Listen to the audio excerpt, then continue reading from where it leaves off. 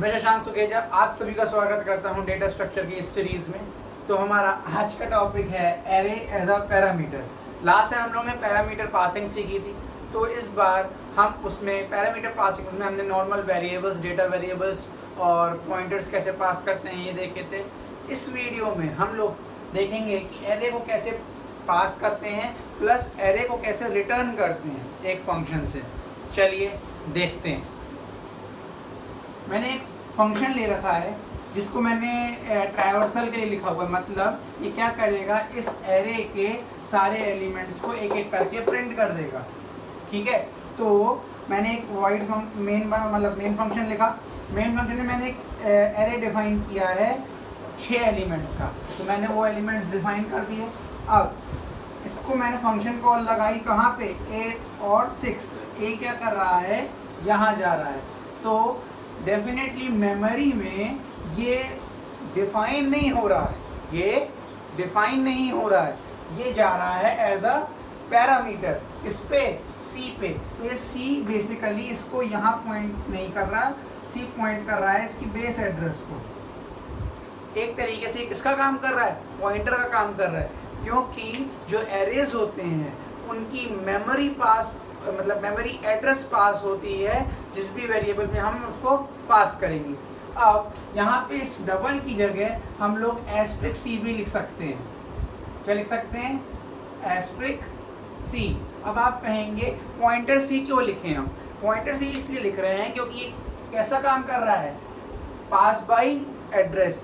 अब इस पॉइंटर को लिखेंगे तो भी ये रेफरेंस सही है, अगर इसको यहाँ से ये लिखेंगे तो भी ये सही है।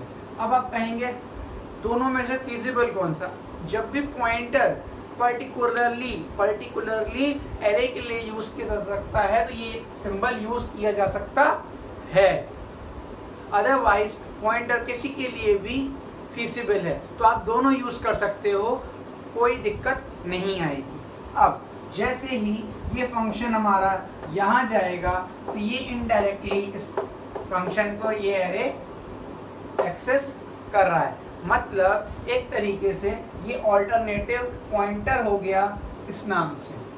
हाँ, अब हमने ये साइज क्यों पास किया है, साइज इसीलिए इसमें पास नहीं किया कि कितने एलिमेंट्स का होगा, क्योंकि हमको रन टाइम पे पता करना है कि इसमें जितने भी एलिमेंट्स हों ये उतने को डिफाइन कर दें। ठीक है, तो चलिए अगर हम इस जगह पे इस सी की जगह सिर्फ इतने हिस्से को मिटा देते हैं और यहाँ पे कुछ मॉडिफिकेशंस करते हैं तो देखिए क्या होता। अब आप देख सकते हैं कि मैंने इस फंक्शन को यहाँ पे क्लीन कर दिया है। अब मैं इसमें यहाँ लिखता हूँ इफ सी ऑफ 0 और and C of 1 is equals to 23 and 51। तो हो क्या रहा है कि ये जो फंक्शन है, जैसे ये फंक्शन कॉल हुई तो उसने 0th पोजीशन पे और फर्स्ट पोजीशन की वैल्यूज चेंज कर दी। तो 2 के कट के हो गया 23 और 1 की पोजीशन पे हो गया 6 कट के 51। तो हो क्या रहा है कि आप इनडायरेक्टली कॉल बाय एड्रेस का यूज कर रहे हैं व्हेन यू आर पासिंग या अरे एज अ पैरामीटर। अब मैं आपको सिखाने जा रहा हूँ कि आप एक फंक्शन से एरे रिटर्न कैसे करा सकते हो। आइए देखते हैं।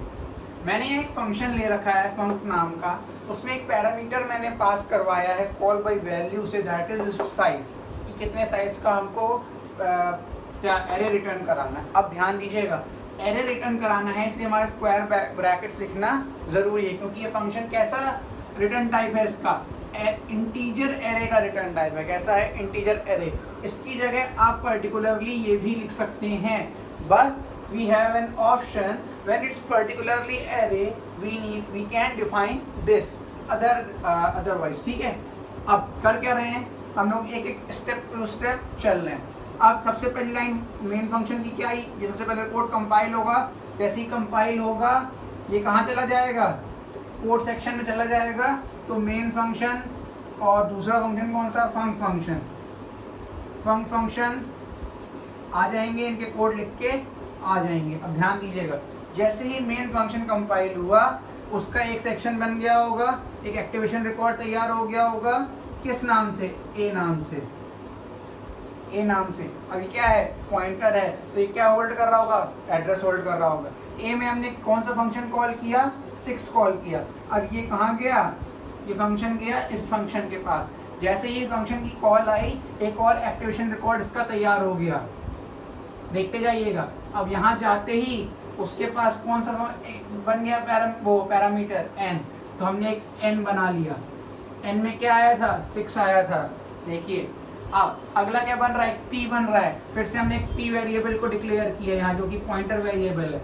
अब उस p में इस हम लोग डायनामिकली मेमोरी एक्सेस कर रहे हैं। कहाँ पे, हीप मेमोरी में। हीप मेमोरी में जाके वो एक एरे डिफाइन कर देगा जिसकी साइज क्या होगा, 6।